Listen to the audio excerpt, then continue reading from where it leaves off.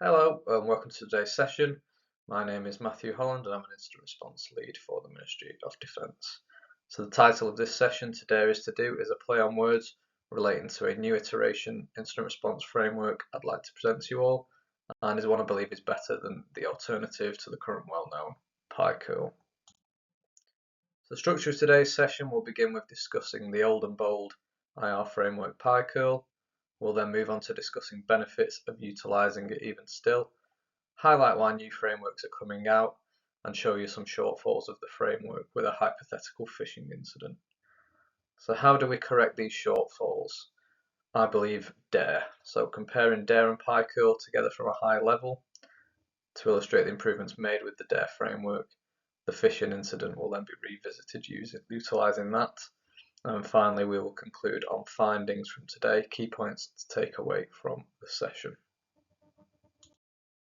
The PICERL framework is a widely used incident response model in cybersecurity. Originally developed by the SANS Institute, outlines a structured six-phase approach to managing and responding to security incidents effectively.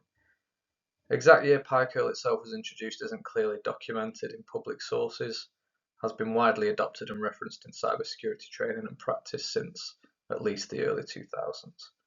PICERL became popular as part of SANS' broader educational efforts to standardise and professionalise IR processes, has since become a foundational model for many organisations. So there's no exact number of organisations that use PICERL framework, but it is considered an industry standard and is widely adopted across sectors, commonly used in government, defence, finance, healthcare and critical infrastructure sectors.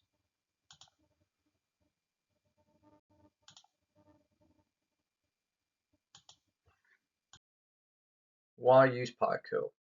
So it's structured, repeatable, helps teams respond consistently to incidents. It's comprehensive, covers the full life cycle of an incident, and is widely adopted, recognised across industries as the best practice. So strengths, it's easy to follow, widely taught, good for documentation, as well as compliance. We will now go into a mock incident to try and show why the PICERL framework may not be suitable for everyone, and how it does leave some gaps that make following it difficult. Here the user has received a phishing email pretending to be from a third-party supplier and send through an invoice or receipt hoping to entice the user to open the likely malicious document. The user in question works in accounts that gets these emails often, doesn't consider it suspicious straight away, and they also have poor knowledge of cyber attacks, such as phishing, due to training being a low priority in the organisation. In this scenario, the user gets the link page, inputs credentials to access the file and downloads it. The user then begins trying to open the PDF on the desktop. Doesn't work and the user has never displayed this receipt or invoice. Unbeknownst to them, they've actually started a chain reaction of events, initially executing a binary masquerading as a PDF document. This allowed a script to run and the threat actor gained persistence through a scheduled task on the device. The actor then began to work towards their actions and objectives, which are the end goal in this hypothetical incident. The end goal is to migrate to Windows 2, which is the research and development database, where all the value resides within this company. Unique new technologies with data this organisation cannot afford to lose, valuable information such as jet plans for a new aircraft procured by the MOD. So the first time our organisation is notified to a potential incident or compromise was when the threat actor performed the action seen at the bottom of the screen, laterally moving from the original user's device to Windows 2. The alert that informed the SOC about this incident was the behavioural analytic, recognising that lateral movement from a user in accounts was unusual and warranted further investigation. This activity is more akin to a service desk worker or administrator. Once the alert is confirmed an incident and the IR team are assembled, we're already past being prepared and even haven't had time to fully scope or identify this incident. Yes, the incident was caught by the frontline analysts, but we still do not know how the attacker got in at this point. We're also unaware of the email and the malicious document. At this stage, all we know is there's a compromised account moving to other devices in the network. Immediate priority is to stop any further movement. We're straight away dropped into the containment phase. Not ideal for the IR team, but these things do happen. If we consider the ramifications regarding PICERL, however, we're now not expected to go back and identify how the attacker got in and all the events that came after. In PICERL's framework, we would be expected to carry out eradication steps. This is unrealistic in the time frame and with what we know about the incident so far. So this slide is a good way to show why the IR team are up against it. This is a MITRE framework, outlines the life cycle of a cyber attack and describes tactics and techniques used by adversaries across those different stages. The beginning of an incident starts at the far left of the screen and the end of an incident is the far right. So we've only detected the adversary at the lateral movement stage, already far down the path to completing their objectives. Once containment is achieved, we must go back in the PICERL cycle. We cannot eradicate without current standing and scoping of this incident. Containment would be achieved by removing network cables or disabling network adapters, ensuring the devices are offline. This can then stop further lateral movement as well and gives us the time to figure out what actually happened before. An example for this incident, we see post requests in the web traffic logs for a site that looks suspicious. So what is a post request? In simple terms, it's a way for you to send data to a destination with the help of the internet. So in this case, it was the user inputting their email address and password to access the hosted file that was actually malware. We then take that URL to investigate what it looked like. Was it a domain masquerading as a Microsoft sign-in portal? At this point, we hit a dead end as there's a captcha to ensure that we're a real user. This is a technique employed by attackers to defeat email security scanners. They cannot see the final website with the malicious content and ensures only legitimate users get served the malware in this case. Due to not being able to interact with the website, we've then become solely reliant on free cyber threat intelligence tooling, such as VirusTotal, to classify if the domain has been used or noticed as malicious in the past. So limitations of PICERL. So we've shown it's rigid and assumes incident follows a predictable path, but in the example we've just done, we've realised that taking time to scope the incident and fully identify it before any containment actions were complete could have had catastrophic results. So why was this? The IR team in this incident were let down by a poor detection strategy by the Security Operations Centre. This is something the PICERL framework does not consider. The true focus for PICERL is purely on the preparedness of the IR team to deal with the incident, not of the organisation as a whole. So the real question is, does a better framework exist? I believe so. Introducing the DAIR framework. This is short for Dynamic Approach to Incident Response. It's a modern, flexible alternative to traditional incident response models like PICERL, introduced around 2024 as a response to the limitations of linear frameworks. It's used for handling today's complex and fast evolving cyber threats, but who created it? So there's no single name, individual or organisation credited with it so far, but it's emerged due to a cybersecurity community getting together for collaborative evolution of best practices. So what does DAIR emphasise? Waypoints instead of rigid phases, outcomes and activities over strict sequences, continuous communication and real-time decision making. Adaptability to simultaneously evolving threats, making it useful for agile teams, DevSecOps environments, and organizations facing advanced persistent threats. Example waypoints could be preparation, such as establishing policies, tools, and training for users and the security team alike, ensuring correct configurations of tools at security teams' disposal. Detections. Identify potential incidents through monitoring and alerts, leverage threat intelligence to create custom alerts and detect on highly likely threats to the enterprise based on current trends and threat modeling. So agility and flexibility are the stars of the show here, hence why they're emboldened on the screen. This framework is unlike linear models such as PICERL. It allows teams to loop back in areas such as scoping, skip steps if recovery is not needed, or conduct multiple waypoints simultaneously based on the real-time needs of the organisation. There are limitations. It does require a much more experienced team with mature processes to get the most out of it. So to help us see the stark difference from a higher level, I've created this table showing the main points of difference covered so far. Flexibility in a field where no incident tends to be the same is simply a must now, especially with the advances of both defence and attacker toolkits. Also, in a field like defence, dynamic environments and evolving threats is part of our day-to-day working life. Things do change rapidly, and this is another major boon for DAIR. So let's now revisit that same incident that we did before, but with some changes to how the organisation works. It's embraced the DAIR framework this time, putting more emphasis on factors involved in the preparation phase, such as user training, system admins changing configs.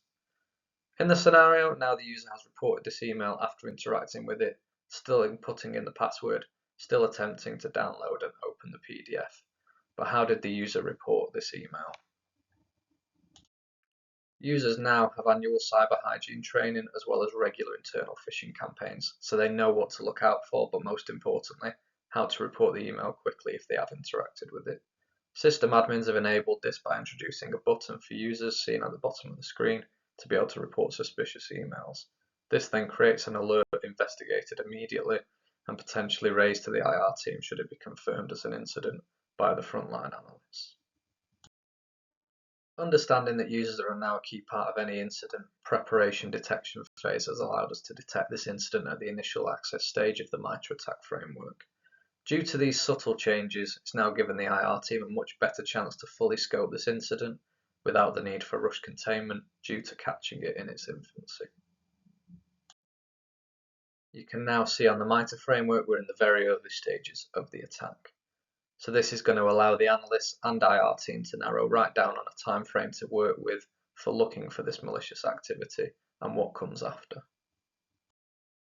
Another major factor in the preparation phase of DAIR is CTI, Cyber Threat Intelligence. So now that the threat intelligence is more integrated in our framework, sandbox tooling is utilised to assess the URL page, which enables passage past the previous issue, the capture. So the final slide on this screen shows credential harvesting method from a domain that is not the usual login.microsoftonline.com. It is a .br domain. This is highly suspicious. Once in the sandbox, we enter some fake credentials to get to this stage that we did not know about previously, seeing the end file masquerading as a PDF. The user was presented with this final document. It was referenced in the initial email as an invoice or receipt, downloaded it, attempted to view it, and executed the malware script, giving the attacker a backdoor into the network and the machine. Once downloaded, we can see its name is review.pdf.exe. Another good IOC to hunt within our environment. Has anybody else downloaded this file, and has anybody else executed this file? During our preparation phase under DAIR, we ensured we had a large batch of the latest Sigma rules deployed.